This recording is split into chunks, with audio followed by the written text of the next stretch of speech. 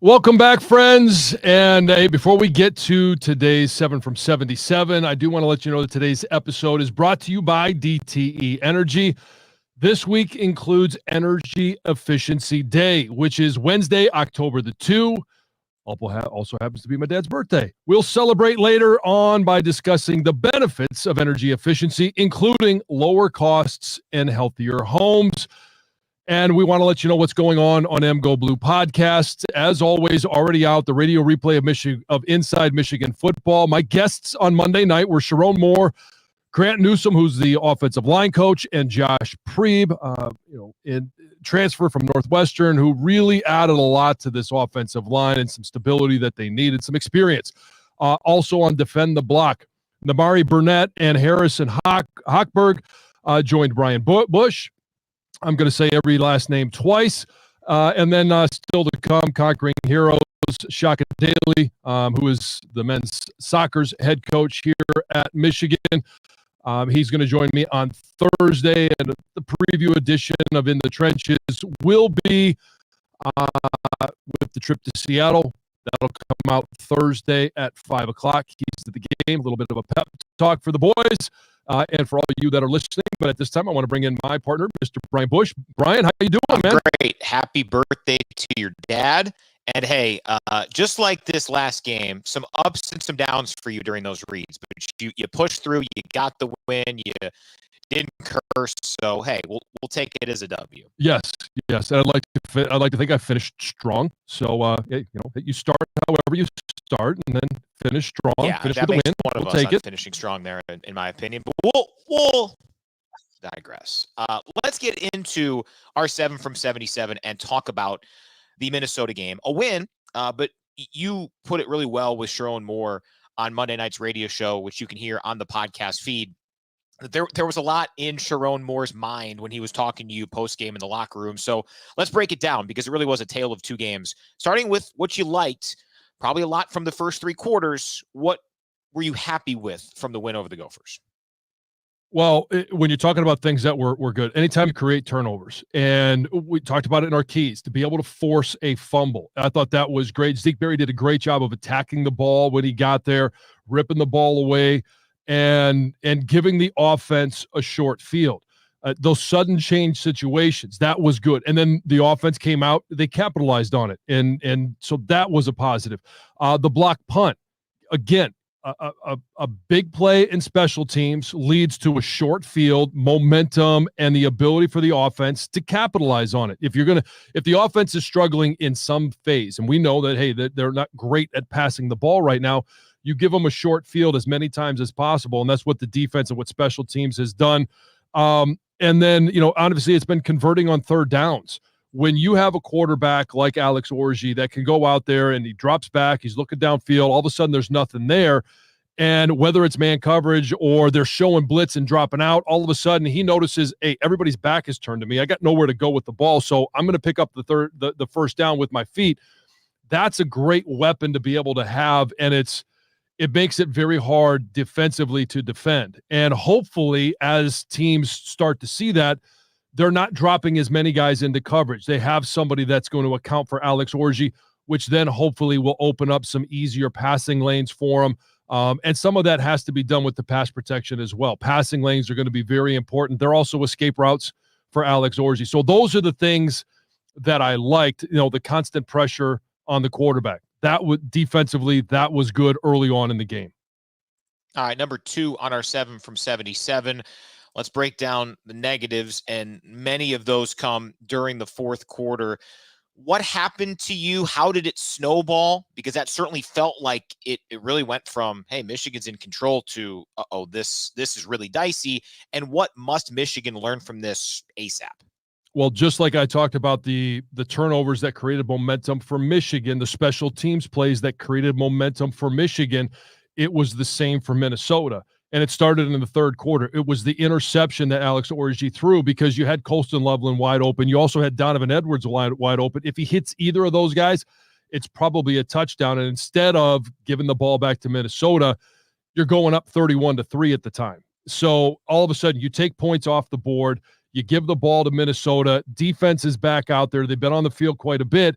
and they march on a what is it, 12-play drive to score a touchdown. Offense, you got to go back out there and do something. They don't. They go 3 and out. They punt, and now first you're putting the defense back out there, but the punt coverage team breaks down, and now all of a sudden they have a 60-yard return. They're back inside the red zone. Defense is out there, didn't really have a chance to catch their breath, and they turn that into points as well. That's where things really started to get dicey. But the best thing about it was Michigan then was able to answer and respond, ultimately salt the clock away, come away with the win. But it didn't need to be as close as it became late in the game.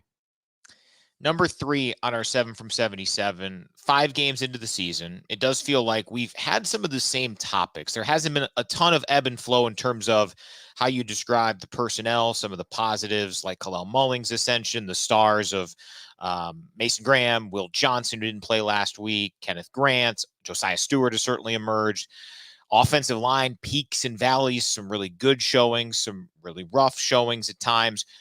The quarterback situation. So taking out, hey, I wish Michigan wins the rest of its games. Outside of that, if you could solidify one thing, if you could lock in one question that you currently have about this team starting this week and beyond, what one wish would you have? An efficient passing game. I think that way, because defensively, yeah, especially when rested, this is one of the better defenses in the country. And offensively, we've proved that we can run the ball. Dominic Zavada being able to kick the ball and what we've seen from special teams in large part has been good. So if you could lock in one thing for the rest of the season, for me, it would be an efficient passing game. And I know everybody would like to have explosive plays down the field. That would be great, but I'm not going to, beggars can't be choosers. I would just like to have receivers that are able to create a little separation, and you can do that by running really good routes. And then when the ball is there, catch the ball. We've had some drop passes. We've had some tip balls that have become interceptions this year, even before Alex Orji was at the quarterback position. But to just have the threat of pulling an extra guy out of the box, and being able to complete some of those 10, 12-yard passes so that when it's 3rd and 10, you don't ever want to be in 3rd and long. It's going to happen, though, so that you don't have, they're not going to continue to load up the box. They're not going to continue to go, tight man coverage, because they just don't believe that Alex Orji or the receivers are going to be able to connect. All right, number 4 on our 7 from 77. First time this week. It's week 6, and Michigan's going on the road for road game number 1. Sherrone Moore talked about some of the logistics of this on Monday's show. Team will leave Friday, not Thursday, for Seattle. That was a question I think a lot of people were wondering about. This is the first dip for Michigan into this new look Big Ten, out to the Big Ten city of Seattle. Does the length of the trip make any sort of difference? Would it be more of an impact if Michigan had a game next week coming back late Saturday into Sunday? How do you and how do the players all take this in for the first time, packing up and hitting the road? Well, it makes no difference how I'm taking it in, even though I will be, at some point bored on a 5-hour plane ride. But these kids do a great job of entertaining themselves with their phones, with their devices, with all of that stuff. And, a 5-hour plane ride, that's a long time to be sitting down. So at some point during that plane ride, every single one of them is going to need to get up, walk around, and stretch their legs a little bit. But it's still, you're in a tight space for 5 hours. It will affect the team. We saw it with Washington going from West Coast to East Coast to play Rutgers. I believe that was a factor. And, you could say, hey, you make 3 kicks and you put up 500 yards of offense, but there's always something that kind of feels off in that situation. And I've had this, when I was playing with Washington, and not Seattle, Washington, but Washington, D.C., going to play in Seattle or going to play in San Francisco or in LA or San Diego, as they used to have a team. It's difficult because you want to try and stay on the same time. But when you land out there, it's going to be 5:00 West Coast time, but it will be 8:00 at home. What time would you normally go to bed? Well, if you're at 10:00, that only gives you a couple of hours to do things and get things ready to go for the next day. But then you got to wake up at the same time. And if it's 7:00 East Coast time, you're waking up at 4:00 in the morning, but you want to try and maintain that same sleep schedule, the same day schedule. And it's really awkward when everybody else at the hotel, everybody else that's around is not doing the same. It's dark. There's just a lot of things that throw your internal clock off. It certainly can be done. It's been done for a number of years, for generations. It's the first experience a lot of these guys will have at making a trip like that, because when you go out for the Rose Bowl, you go out for bowl games, you're out there for a week ahead of time. Your body's had that opportunity to adjust. This is the first 24-hour turnaround. And yeah, if they were playing next week, 5 hours there, 5 hours back, getting and landing in Detroit sometime, 6 or 7 o'clock on Sunday morning, having to get back into your weekly routine is a challenge. Fortunately for Michigan, they're coming back and they're going to have a bye week, the first of two. But yeah, there are some concerns about doing that, and I think Michigan has a good plan in place. You heard it from Sharon on Monday night that they've got a plan, and sometimes just knowing exactly when we land, here's what I'm doing from the moment we land to when I go to bed to when I wake up to when we're going to the stadium, and just knowing that there's no uncertainty will certainly help these players make that adjustment. How does John Jansen pass time on a 5-hour flight? A lot of John Wayne. Some Westerns. There's no better way to do it. And, most of the flights now have Wi-Fi. And so you get a chance to watch more movies. You get a chance to watch live TV. The problem is on the way back, you'll have some of the late games to watch, and you'll have different highlights that you can watch. You can even watch your own film. On the way out, nobody's playing that early. So, there'll be El Dorado, Rio Bravo, and I'm still yet to pick the trifecta, what the third one is going to be, but might be the Sons of Katie Elder. All right. Not even the Tigers could play on Friday. That'd be an off day after when they advance. Getting ready for the next series. That's right. All right, number 5 on our 7 from 77. Of course, the new Washington head coach, familiar for Michigan fans, Jedd Fisch, a former Wolverine staff member under Jim Harbaugh. Coach Fisch has really been on the rise. What he did at Arizona, that is in that same wavelength of what Lance Leipold has done at Kansas. That was a seemingly dead and buried program that he turned into a real top 25 team. Now trying to completely restore a Washington team that had 10 NFL draft picks and a ton of talent, especially on offense last year. They got to the national championship game, of course. Just your thoughts on Coach Fisch and what you've seen from Washington so far. You alluded to it earlier. They've got a lot of yards, but not a whole lot of points yet. Yeah, for just looking at their schedule, obviously they lost in the Apple Cup, which was played much earlier this year because of the breakup of the Pac-12. But losing to Washington State, losing a rivalry game, and then you go across the country and you play, your first Big Ten matchup, and you lose to Rutgers. And Rutgers, we know, is under Greg Schiano, they're a physical team, and right now 4-0. I don't know what their season looks like, and I know we'll talk about that later in the program here, but it's an introduction to Big Ten football. Some of those guys that were on the roster last year for that national championship game know a little bit more about what it means to play physical Big Ten football because they got a chance to see it in the national championship game. Now they're starting to see it from not just the top programs, but every program in the Big Ten is going to be tough. They're going to be physical. It's going to be 60 minutes of smack you in the mouth and see how you respond. And they got smacked. They had an opportunity to kick 3 field goals, missed them all. I believe they'll probably get that right, and they're going to be kicking at home. 500 yards of total offense, you get in the red zone, and you just can't finish the deal. That's going to be an issue. So this is a program that, yes, they're rebuilding, and it's kind of similar to Michigan where you have so many new starters. You have so many new guys, and some of them that were there, some of them have experience, but now all of a sudden you've got to rebuild a program. And I think Jedd Fisch, one thing I know about him is, one, his attention to detail. It's going to be a team that's not going to have a lot of turnovers. They're not going to have a lot of unforced errors. They're not going to have a lot of penalties. They're not going to give you a lot of extra opportunity. So when they do, you got to make sure to take advantage of it.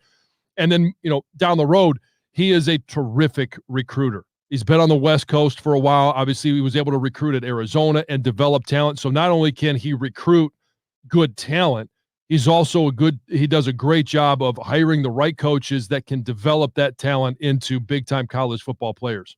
You alluded to 3 missed field goals. Grady Gross is a team captain, one of the few names that if you really locked into that game last year from the Washington side, you knew. I mean, for Penix, McMillan, Odunze, Dylan Johnson, all those guys are gone. Grady Gross came back, and that was certainly a surprise for him to miss the field goals that he did. All right, John, you mentioned it earlier. It's Energy Efficiency Day this week on Wednesday, so it's a day to learn how to save money, cut pollution, and create jobs. So how can our fans do it? Well, I've got a few ways that you're going to be able to do it on Energy Efficiency Day. Number one, turn off your electronics completely when not in use. Yeah, you leave the room, turn the TV off. Leaving them unplugged and leaving them plugged in doesn't do the same thing. It indeed still wastes energy. With winter approaching, here's another one. Your heating system will start working harder. So programmable thermostats are very important, especially when adjusting it a bit when you are out of town or sleeping at night. Hey, turn it down. You leave town, turn it down. Local business owners can help as well. For example, upgrade your lighting or purchase energy efficient equipment. Head over to dtesmallbusinesses.com for even more ideas. And of course, we always want to tell you to go to dteenergy.com/save energy to learn more. And thanks to DTE Energy for sponsoring this portion of today's episode. No doubt. We always tell you dteenergy.com/save energy. And also the other one, dtesmallbusiness.com for some more ideas for our small business owners. Number 6 on our 7 from 77. Let's talk Big Ten, starting with the ranked-on-ranked matchup under the lights at Penn State. Nittany Lions grind out a 21-7 win. It was always surprising to me how much Penn State was favored by. And if you were in that game and had Illinois, you were always winning based on the line. Your thoughts on how Illinois hung around, but how Penn State got the job done? Well, I mean, Illinois goes down on their opening drive, and I mean, they put the ball right in the end zone. Penn State responds as well, and you thought all of a sudden, hey, this is going to be a barn burner. Illinois, from that moment on, could just never make the play they had to make to either sustain drives or to get Penn State off the field. And I think one of the things you saw was the absolute discrepancy in talent and speed that Penn State has right now. And it's not that Illinois doesn't have their share of talent; they do.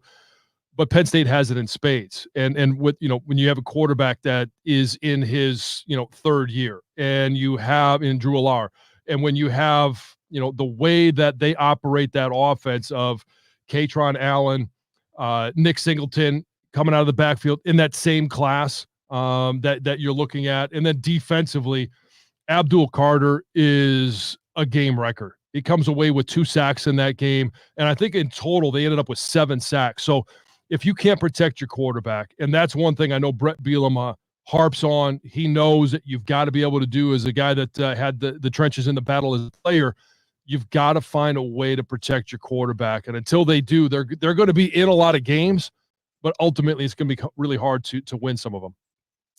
Also, last week, Ohio State, Oregon, and USC take care of business. Any big impressions you had from any of those 3 ranked teams? I mean, Ohio State has so much talent. And when you think about, okay, there's different tiers in the Big Ten of talent. And I think right now, Ohio State, the way they operated in the transfer portal, the way they were able to utilize NIL, they are probably, and I know we'll talk about Georgia, Alabama in a few minutes, but the level of talent that they're operating with is unbelievable. And here's the thing about Ohio State is we see them get better every single week. A lot of that talent is new, and coaches are figuring it out. Ryan Day's figuring out the offense with a new quarterback, some new weapons. The way that they're improving throughout the course of the season, by the time they get to weeks 10, 11, 12, they're going to be playing damn good football. Indiana, 5-0 for the first time since 1967. I've been telling you, their schedule, certainly, you want to take advantage of opportunities you have. And Curt Cignetti and this Hoosiers team have done that. They're in the top 25 at Northwestern this week. Another very, very winnable game. How real is this Indiana team in your eyes? Well, it's kind of hard to tell because you look at the teams that they have played: FIU, Western Illinois, UCLA, and that was an impressive win because it was out at UCLA and they put it on them from the start. And anything that you know about Kurt Signetti, their coach, is if you haven't been paying attention, he is an aggressive mindset, and he that is exactly how he coaches his team. It's how his team plays. I think the win at Maryland, or the win against Maryland, was also kind of an eye opener, where Maryland's not uber talented this year, but they always play really good football. So you've put up 42 on UCLA, you've put up 42 on Maryland. Offensively, this is a team that's going to be able to score some points. So you better find a way to defend them. Next four for Indiana before Michigan comes to town November 9th. At Northwestern, they have a bye week, hosting Nebraska, hosting Washington, and then at Michigan State. So they would have 9 games at that point. What's Indiana's record when Michigan goes to Bloomington on November 9th? 8-1. 8-1. And I'm not going to sit here and tell you I know which one that's going to be. I think they do win at Northwestern. Nebraska, that's going to be kind of an interesting one. Washington is going to be traveling to Bloomington. So and Michigan State's still kind of a wild card. They're one of those teams that they're going to continue to improve. I don't know what their ceiling really is. I don't think it's that high, but Aiden Childs at quarterback is a guy that can make a lot of plays. He's very dangerous. So I think they're an 8-1 team, and everybody's going to be looking at that game going, Indiana's legit. And I'm looking at them right now. Indiana's legit. Make sure you wake up. Yeah, no doubt. Again, I think I'm with you there. You listen to those games. They've sequenced it right. Outside of having to go to Columbus, they have all the right road games on the schedule, and they didn't have much in the non-conference. So, yeah, you got to thread the needle to programs like that, and certainly they have. Another interesting one this weekend in Lincoln, 4-0 Rutgers at 4-1 Nebraska. Again, I don't think we've really been able to figure out how we're going to gauge a team. How do we look at a season where a team was picked to finish below the top 10 in the league and finishes like 5th or 6th? This is a game that could help one of these two teams make that type of a jump. It could. It'd be a program victory for either one of them. And probably more so for Rutgers to beat a brand like Nebraska, even though Nebraska has been down. Nebraska's played one ranked team, and that was Illinois, and they lost by a touchdown. You look at their other opponents at Purdue, and they're in disarray offensively. They've moved on from their coordinator. Northern Iowa, Colorado. That one it seems to be aging a little bit better. I'm not sure your thoughts, Brian, on what you think about Coach Prime and what they're doing there. Certainly a lot of talent. I'm not sure how good a team they are. And then obviously they started the season with UTEP, but talent at quarterback, and they're playing aggressively on the defensive side of things. But the question I have about the talent at quarterback is it's a freshman talent. And every once in a while you're going to have some razzle dazzle, some moments where you're like, wow, this kid is really good. You're also going to have freshman moments. And when do they pop up? Usually in the most critical time. So I'm a little reserved on Nebraska, but I think moving forward, they're going to be a team that's going to have a say in what happens in the Big Ten. Yeah, Nebraska's got a pretty tough road setup. Mentioned their trip to Bloomington coming up on October 19th. They have to go to Columbus and to USC as well. And their finale, of course, is against Iowa. Rutgers, on the other hand, their only really challenging road game is at USC. And that's their only ranked team right now outside of Illinois. And that's a home game in November. We'll see where Illinois continues to go from this. So, again, the teams like Indiana and Rutgers, you have the schedule you have this year, time to maximize and try to capitalize on it. Whereas, I think with Dylan Raiola at Nebraska, there might be better times ahead sophomore, junior year, depending on how things break down. Number 7 on our 7 from 77. You alluded to one heck of a game in the SEC. Alabama knocks off Georgia 41-34. I would argue it's not a classic game, but it was a classic fourth quarter and finish, because in the first half, you're thinking, my eyes were more on Illinois, Penn State than it was that game. But then you couldn't look away from what was taking place between the Tide and the Dogs. Your long-term impressions, reactions to this for two almost certain playoff teams that played a great one. Yeah, and I think the overreaction is that, Georgia doesn't make the playoffs or doesn't, have a shot at winning the SEC. They certainly do. And it's really because of Kirby Smart and the fact that I think Carson Beck is still a really good quarterback defensively. I was a little surprised to see them get pushed around the way they did early on in that game. But when you're down 28-0, 28-0, or 21-0, 28-0, there's a lot of teams that would just throw it in. And Kirby Smart is not that type of coach. His team is not that type of team. And for them to be able to fight back, lead at one point, and have a chance to win that game, that was remarkable. And it's going to be very similar to the season where you thought maybe the game against Kentucky where they win 14-13, like that might have been a wake-up call, and maybe Kentucky's a little bit better. They're a little pestier than most people thought. But this is certainly a wake-up call for Georgia that, hey, no one's going to roll over. And I think Alabama, I don't want to say lucky, but fortunate to be playing that game at home. I think that affected the results, especially early on in that game, a tremendous amount. Yeah, it got dicey. There were some sweaty palms in Tuscaloosa when Georgia took that short-lived lead. Miami knocks off Virginia Tech, or did they? That was wild. So this is what makes college football and college athletics so great, because you never know what's going to happen. Nobody would have thought Virginia Tech would even be in the game with Miami, with the way that Cam Ward has been playing this year. And then the way that it ended with the video replay, and was he in? Did he catch? Was he tagged? Was he touched? Was the ball touched out? It's all a matter of, for it to even be that close. And I know Miami took a hit after that game because they shouldn't have been that close, but they ultimately were able to do what it took to win the game. Yeah. Also, the big upset, Kentucky stunning Ole Miss 20-17. Kentucky's got a weird start to the year. Get blown out by South Carolina, lose by Georgia by a point, and then they go to Ole Miss and win. And, a season at Ole Miss where, this might be the best season ever for Ole Miss. Hey, they're not just a basketball school, right? They have, Mark Stoops is a great coach. He is. The fact that Kentucky's been able to keep him, I think, shows the investment that they've made, and also what it means to be in a league like the Big Ten or the SEC. It does. And when you look at what he's done there, and you look at what he's doing this year, it feels like they're right on the edge. And there's so many teams right now with the expanded Big Ten and SEC, your two big-time football powerhouse conferences. There's a lot of teams, and you mentioned it earlier, Nebraska, Illinois, Indiana, Michigan State, I would put in there right now, that they want to make sure in the first year, 2-3 years of the expanded Big Ten that they don't fall to the bottom, because it's going to be even harder to get back to the middle, to get back to the top.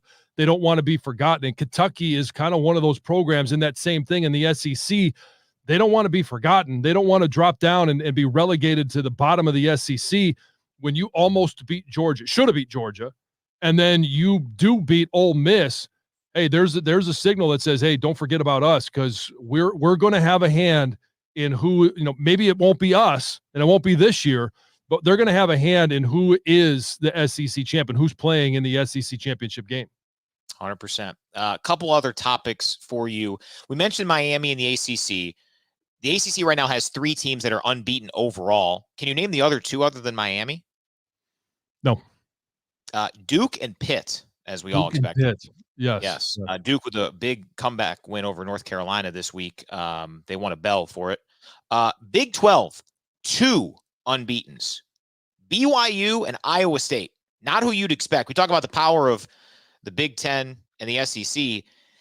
Boy, if Miami would have lost to Virginia Tech, the ACC would be sitting there going, we're going to get 1, and that's it.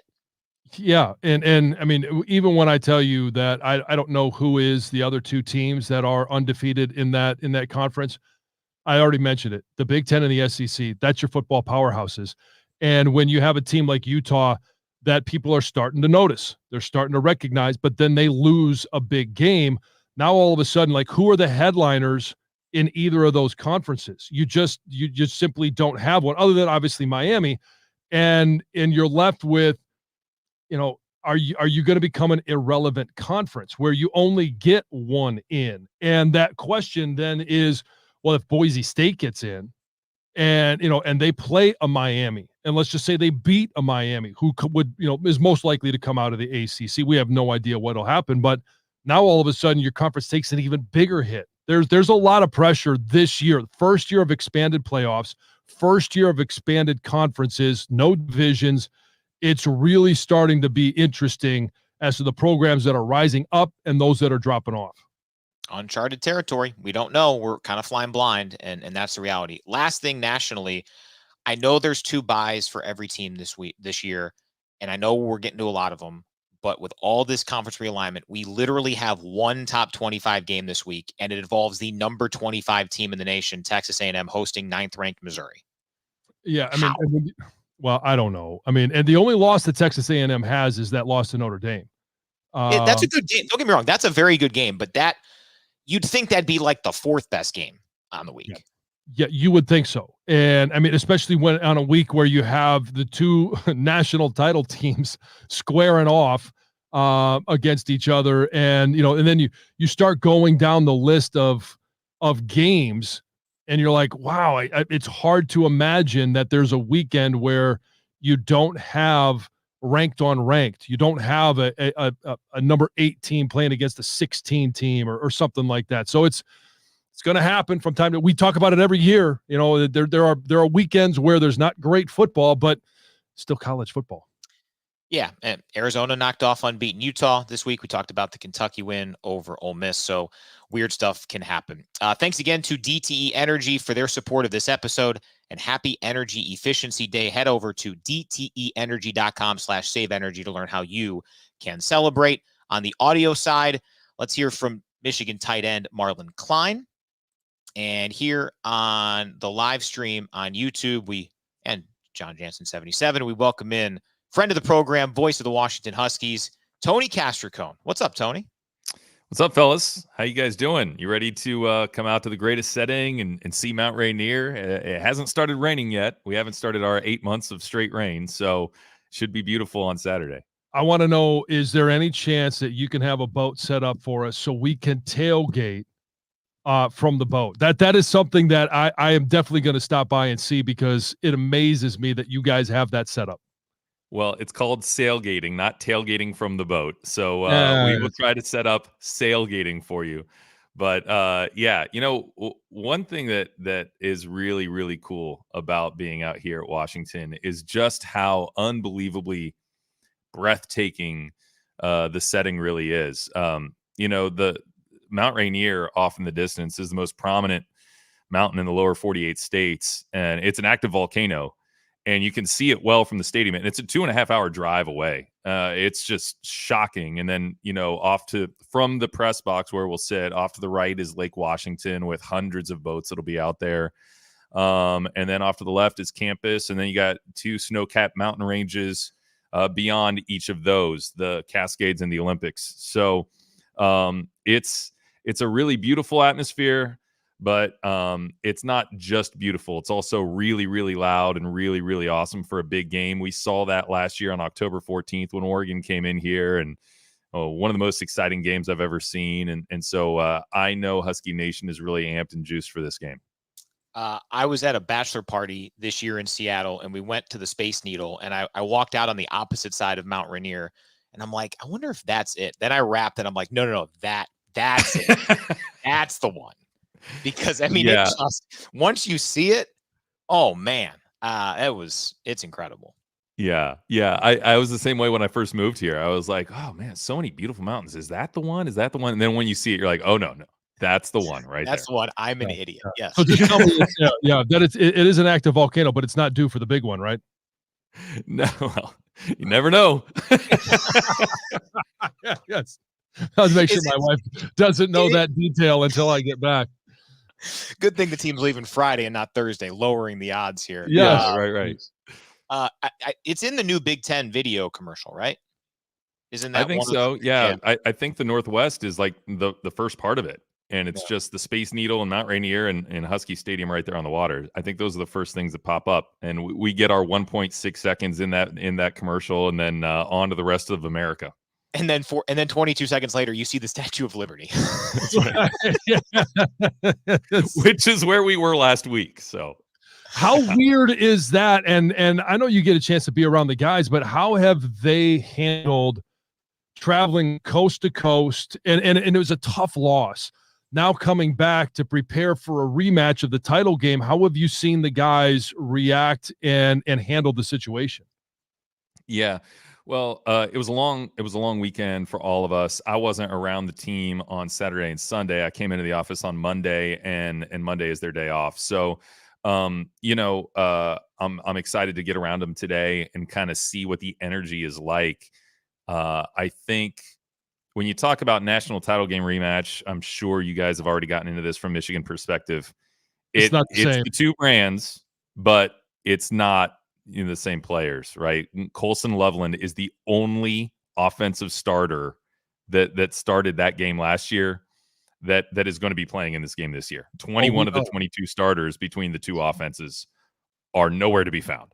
So it's a bizarre rematch for sure. Um, and I think it's more about this team still trying to come together, find its identity, and now have a really big game in the beginning of a stretch of really big games.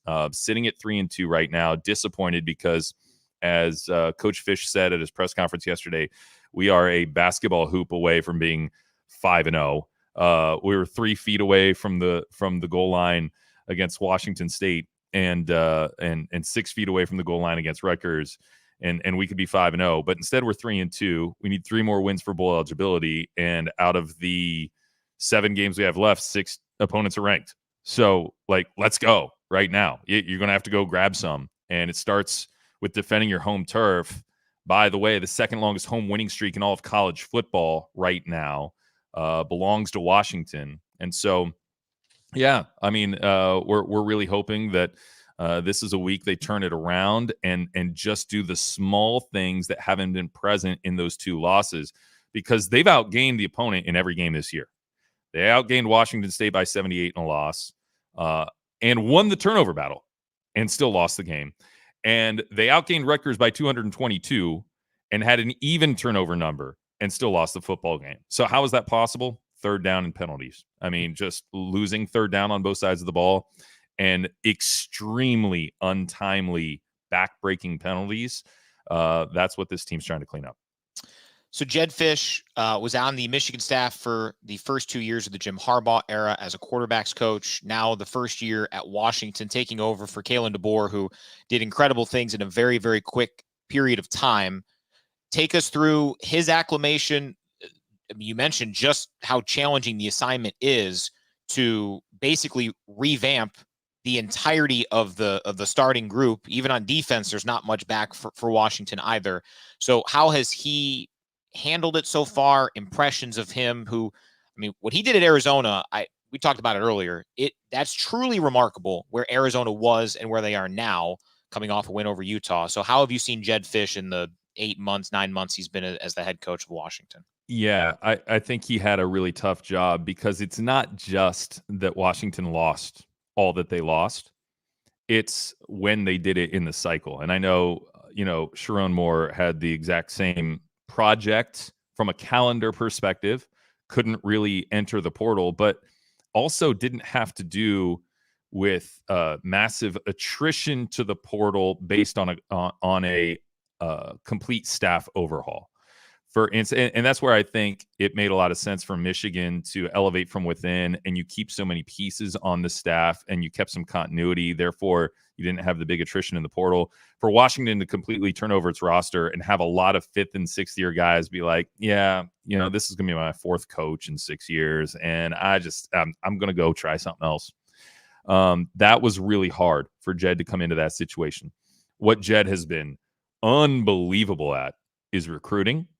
And he had recruited a lot of guys to Arizona, and many of those guys followed him to Washington, and he kept his staff intact. So from a culture standpoint, they knew identity, what they wanted to build, and how they were going to do it. And as a group, as a coaching staff, they were doing that together. And then it was just a matter of getting the buy-in from what he's basically called, 4 different groups of people. You got the returning Washington players, the true freshmen that are coming into Washington, all the people that he brought with him from Arizona, and then all the other transfers from other schools that they had to go get in the portal to basically supplement the holes on the roster. So he's bringing those 4 groups together and trying to get them to play together. And honestly, I think that's kind of what we've seen in the first 5 weeks of the season is they're actually probably better than I thought they were going to be. But their record is worse than I hoped it could be, which is weird. From play to play, like they play better football for 4 quarters than I thought they would at this point. But they have shot themselves in the foot with some inexplicable thing. I don't know if you talked about how they lost to Rutgers, but I mean, just to get a stop with a blocked field goal with 30 seconds left in the first half, to have a freshman run on the field to celebrate it while the ball was live, 5-yard penalty on 4th and 4, gives Rutgers a first down, and then they throw a touchdown on the next play. I mean, I've watched football for 40 years. That's a first. Like I haven't seen that one before. So, and I think those are the kind of things where it's like, all right, it's still a group just coming together with a lot of young pieces, but they're talented. They really are talented. And I think that's where Vegas is kind of like looking at this one and saying, don't write off the dogs. I mean, this is going to be an interesting game. They can move the ball really well. Again, outgained Rutgers, a big physical Rutgers team, outgained them by 222 yards. And out of the 282 instances last year in college football where a team outgained their opponent by 222 yards, the outgaining team went 282-0. Like, it's rare to do that and lose. So, I think Washington is better than I thought they were going to be at this point in a lot of regards. And that's just a testament to Jed Fish, offensive coordinator Brennan Carroll, and defensive coordinator Steve Belichick. I think it's wild. So in regards to the Rutgers game, I blame everything on kickers. And so Grady Gross, sorry. But that's when you have that opportunity. And I'm surprised because he's a top echelon guy that you have in college football, kicking extra points, kickoffs, all that stuff. But what amazes me, and I'm curious your feel in regards to, I know what Jed Fish can do in recruiting. I know what he and his staff can do in regards to taking all 4 of those groups and getting them to play as one. But I look at the offense, and as it's listed, there's 8 transfers. And that doesn't include Giles Jackson, who was obviously started here. So you got 9 transfer, but 8 new ones this year, 5 defensively. From the players, what are the conversations like? They're still trying to figure out who their teammates are and come together. How have you seen those guys handle it from a player's perspective?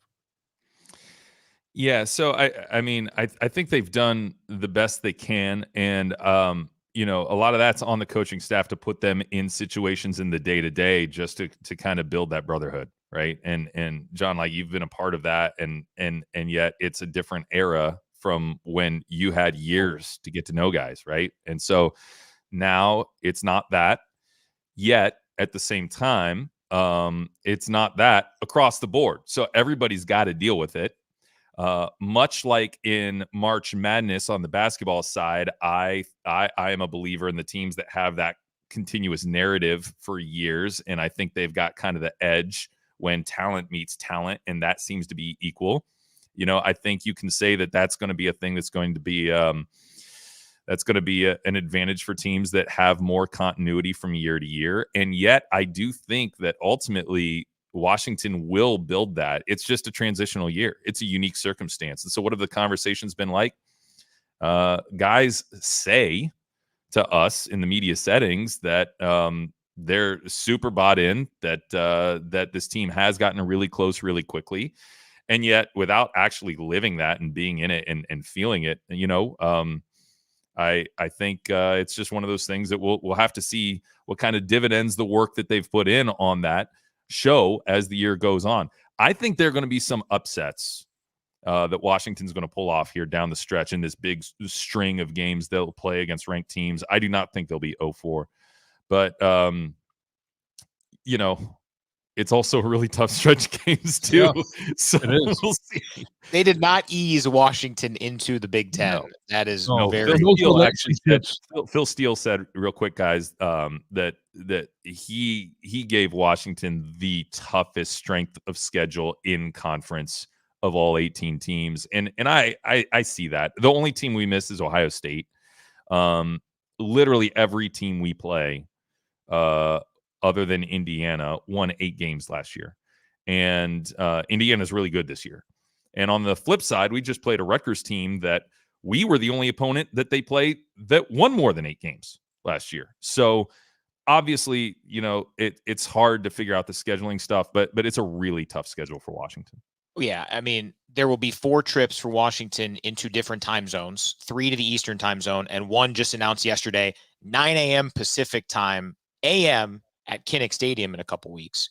I wanted to ask you about the defense because Steve Belichick, obviously big name, son of Bill Belichick, defenses allowed 3, 9, 24, 5, and 21 points.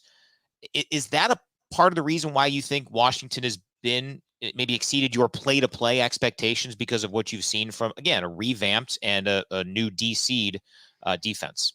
The defense has been good. Really good, really exciting. We have not played a super dynamic offense yet. Although once we finally do take on a USC or, a team that gets really kind of explosive on the outside, once we do, I think the secondary is actually the strength of the defense. So I think we'll be up to that challenge. I just think I was curious to see how the front 6/front 7 would respond to these big physical units that try to smash the football. And so far, so good. The defense has been a really big part of it. I think it's actually it's the one thing that was a little frustrating about the last couple years is that Washington's brand, the identity of football out here has been hard-nosed defense, kind of like Michigan. In fact, we talked about this at length on the coaches show last night. Jed Fish, having been at Michigan for 2 years, he really kind of looks at Washington like it's the Michigan of the West Coast.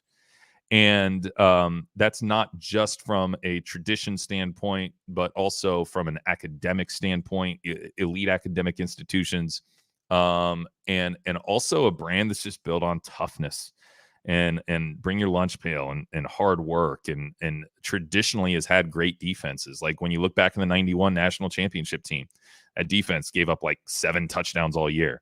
When you look at the Chris Peterson teams, those defenses were, top 10 in scoring defense every single year, right? Like Vita Vea, Buda Baker, just really great defensive teams.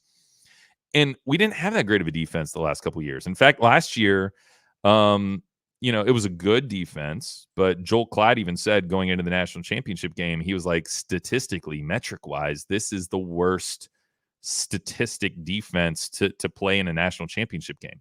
And I thought the defense actually held its own to give the offense a chance in that title game until, midway through the fourth quarter. The defense is no doubt a strength. It's the Washington offense is, again, shooting itself in the foot and not finishing drives. And here's a metric that you're probably not going to find anywhere, but that I just crunched myself. Washington is 127th in the nation this year in points scored per 100 yards gained. That means they are moving the football, but they are not seeing it translate into points. If they can make a small tweak or two, if they can convert a 4th and goal, if they can do a few of those small things, they are a 5-0 team. And then the narrative that we're talking about right now is a massive national championship rematch. And College Game Day is not at Berkeley, it's in Seattle. And College so, Game Days they're close. That's a thing? College Game Days at Berkeley? It's in Berkeley. Of all the destinations, that is one of them. All right, sorry to interrupt, John. Go ahead. No, that's amazing to me. And so you try and figure out when an offense moves the ball like they did against Rutgers, how is it that possible that they could possibly lose that game? And now that you've explained it, I think everybody knows better now what Michigan is walking into and the concern that it should raise if Washington is able to make one or two of those tweaks. But if they don't change anything other than let's not shoot ourselves in the foot, let's not have those penalties. Now all of a sudden the concern level goes way up. And I'm curious defensively when you talk about this team, because you do throw out some great names, and Vita Vea and Buda Baker. Those are names that everybody knows. Washington is a program that here in the Midwest, even though they're in the Big Ten, not a lot of people have yet gotten a hold of and understand the players that are playing for this program. Who are some of the guys defensively that you look at and say, these are a couple of guys that are going to wreak havoc and they're going to make plays? Well, the three names you'll remember from last year, Elijah Jackson started on one corner in the national championship game. He is back, although he's part of a three-man rotation at corner where they've got some good ones. And there will be times when Elijah Jackson's not on the field just because they want to rotate Thaddeus Dixon at one side and Ephesians Prysock, who transferred with Jed Fish from Arizona. Honorable mention All Pac-12 a year ago, and a guy that it could end up being an all-conference candidate at the end of the season. The safeties are veteran. Cam Fabiculanen is in his 6th year. And then Cam Broussard, the other safety, is a transfer from Sacramento State who's just been insanely productive throughout his career. A lot of interceptions, forced fumbles, a high-activity guy in Cam Broussard. So that's the back half of the defense. They've been running a lot of nickel for the most part, but that fifth person in the defensive secondary, it's a Patriots defense. And so what that means is the personnel that you use, they're trying to get their best 11 on the field. And just because Alfonso Tuputala, returning starter, who played all inside linebacker last year, you'll see Tuputala line up on the edge. They'll move guys around from position to position. And that fifth defensive back has often been Jordan Shaw, a young player, Indiana transfer, that is just in his 2nd year. He was a true freshman at Indiana last year, but Shaw's already got 4 pass breakups on the season. Down on the defensive front, they're pretty explosive. If Zach Durfee can play, guys, I like this guy. He is just a game wrecker of an edge rusher. Came to Washington through Kalen DeBoer's Sioux Falls connection. At D2 Sioux Falls, he had like 11 and a half sacks in 22. Had to sit out 23 for NCAA transfer rules. It turns out he's the only player in all of college football who had to sit out for transfer rules in 2023 because I didn't know that was a thing anymore, but for some reason, Zach Durfee had to sit out. And then here to start this season, already 2.5 sacks in 3 games played. Been a little bit nicked up. If he can go and get a whole lot of snaps, I think he'll be really impactful off one edge. Voy Tanufi is a guy with like 12 career sacks who's played a lot of football at Washington, and he's an inside and outside guy, kind of short and stout, but it's just a bull rusher off the edge. They can also use him in the inside. And Isaiah Ward, 91, is a little more svelte, 6'5", 227, but another super athletic guy who had 1.5 sacks on Caleb Williams last year at USC. He's an Arizona transfer who has made a big impact on that side of the ball as well. So Carson Bruner, a leader on the inside of the defense. He's a legacy kid. And Kamori House is a true freshman that's gotten a ton of snaps at inside linebacker. So those are some names of some guys to keep an eye on. But they're deep. They're going to rotate a lot of guys. That's what Steve Belichick does. He wants guys playing with their hair on fire every single snap. And so what that means is guys will get winded, so we're going to rotate a lot through. And they've got a lot of guys that they could go to in different scenarios. Got a few minutes left here with Tony Castricone, the outstanding play-by-play voice of the Huskies. Last one for me is last year at this juncture of the calendar, Washington had just beaten Arizona by 7, and that started a run of 10 consecutive wins by 10 points or less. You said it was the most exciting season in college football based on just how many close games there were. And we've seen some, there's going to be some blowouts, of course, but we have seen, I feel like, more, at least in conference, close games, parity, all of that. We weren't in the 18-team Big Ten at this point, but do you sense that there, at least when it comes to Big Ten and SEC action and maybe at the ACC Big 12 level, that we are in a spot where you're going to have some of these games where, Illinois might be a 19-point underdog, yet it was 14-7 for most of that game. I think that's what we all want out of this. Yeah, it was really cool to have 14-0 versus 14-0 in Houston. But, hey, you know what? If you give me 2 flawed teams, but the 2 best at the end of a 12-team playoff, like, sign me up. Yeah, I think the more that you condense a lot of powerful schools into the same conference. So I was just talking to one of our football ops people about this last night at the coaches show after we were done. In the Pac-12, it would rotate from year to year who was the cellar dweller. Sometimes Cal, Oregon State, Arizona, once in a while, ASU, whatever. Those bottom 2 to 3 teams in the Pac-12 would offer very little resistance. You could count them as a win on the schedule. The question would be by how much, and it could be like a 50-7 type of game.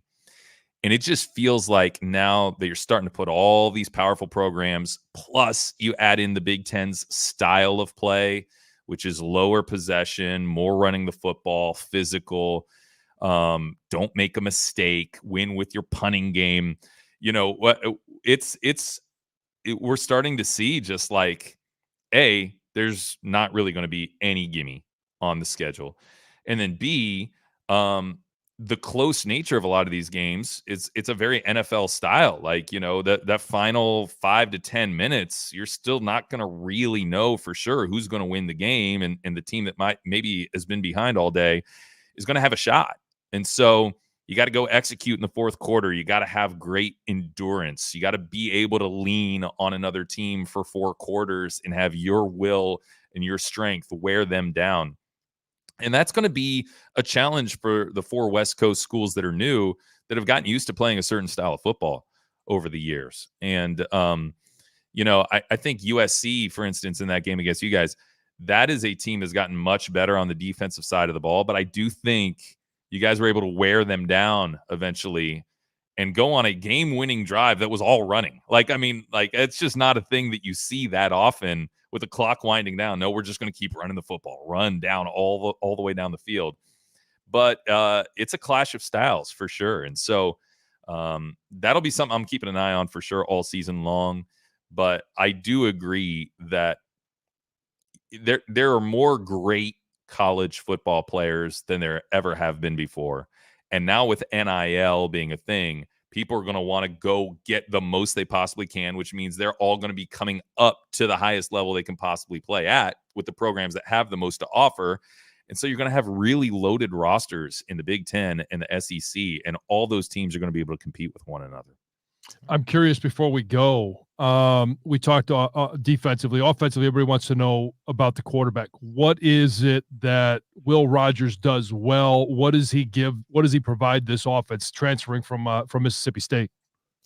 So it's a whole different deal than last year. I mean, Penix had a howitzer, and any given play it could be 50 yards downfield, right?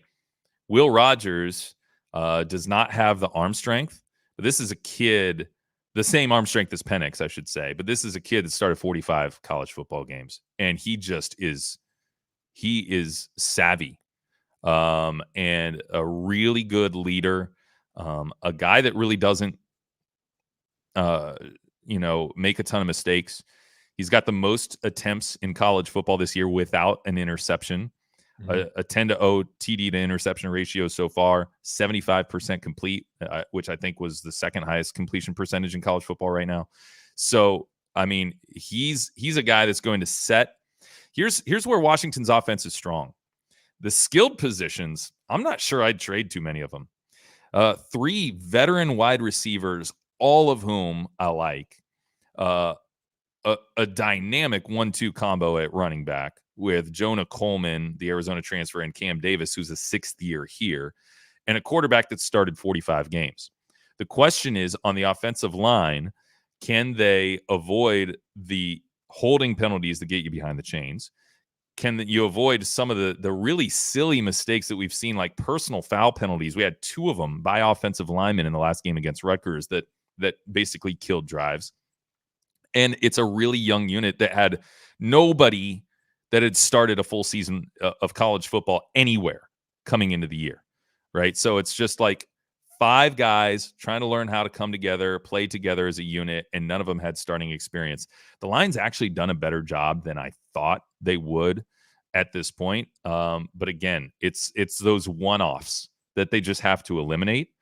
But what Will Rogers does is he gets the ball into the hands of the various playmakers that Washington's offense has. And he does that pretty safely and effectively and efficiently. So I'm excited to see. This will be the toughest challenge for sure. I'm excited to see what's going on with Will Johnson right now. Do we think is he good? Like is he going to play? Yeah, it sounds like from what we've heard from Sharon yesterday and today that both he and Josiah Stewart, he expects to have him back. So interested to see how they use Will Johnson, who they put him on, and if it's man, if it's zone, however they decide to defend the Huskies. But Denzel Boston is second in the country in touchdown receptions. He's got 7 of them, and just I love it. Like he's the next really good X at the UW. Had to wait his turn behind Roma Dunze and has become really dynamic. Jeremiah Hunter on the other side is a Cal transfer that has 2,000 career yards, and Giles Jackson is the 6th year in the slot, who is a really reliable, high number of reception veteran receiver. So we've got the pieces. Now it's just a matter of finishing drives, but they are the 21st ranked total offense in the country. I mean, they're averaging close to 500 yards a game. Now they got to get the point total up. The fact you could graduate a first, second, and third round pick out of the receiver room and like the receivers, that's pretty impressive. Tony, great broadcaster, better friend, pristine roommate, top 2 in my life. I appreciate you hopping on, and looking forward to seeing you out there in Seattle this weekend. Top 2. Wish I could say the same about you. Yeah, I want to know, how do you rank I think roommates? Who's one? My wife. I just wanted to make sure. Not sure where Tony's going to fall in that top 2. Yeah, it's just some shade at my other roommate in my life, Anthony. He was third. It was a real shame. But Tony, I think's had more roommates than me. Yeah, that's true. Hey, I love you guys. You guys are great. I love having you guys up. This is going to be really fun. It's going to be special for me to kind of show off my home digs to you guys. And this is going to be really, really fun. Can't wait to get you up to Seattle. Can't wait to be there. No doubt. There is Tony Castricone. We'll be back every Tuesday, 10:30 a.m. Eastern, 7:30 a.m. Pacific for those tuning in out in Big Ten country near Mount Rainier. And we'll make sure to check out the podcast Wednesday with Marlin Klein. And as always, appreciate you tuning in.